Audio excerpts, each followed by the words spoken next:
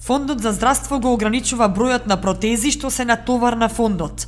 Наполовина е од онаа реална бројка на деца кои имаат потреба од протеза. Дозволени се само 16 бесплатни протези месечно, а потребата е двојно поголема. И сега соочуваме со еден голем проблем.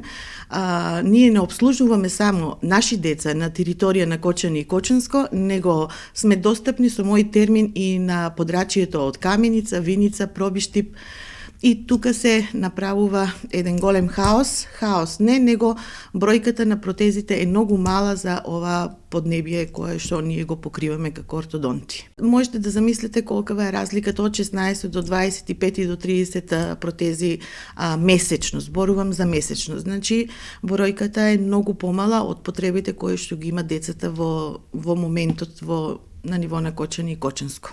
Ортодонтите апелирале до фондот, но оттаму засега не го решаваат проблемот и не го зголемуваат бројот на протези на товар на фондот. Апелирав јас до нашиот фонд, до Фондот за здравствено осигурување, дека таа бројка кај мене во мојата ординација е мала и не случајно првиот термин сега што е слободен кај мене е во мај месец.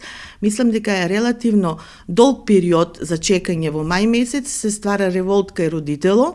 Апелирав, меѓутоа се уште немам некои позитивни знаци дека бројката ќе се зголеми за бројот на ортодонските протезички кои се на терет на фондот. Последните години бројот на деца со аномалии на забите двојно е зголемен. Ортодонтите причината ја бараат во лошите навики во исхраната и генетската предиспозиција. Децата наследуваат мали вилици од мајката и крупни заби од таткото, додава доктор Николова. Но ако навреме се реагира и ако им биде дозволено тоа дете да користи протеза на товар на фондот, тогаш значително би се намалил бројот на деца со аномалии на забите.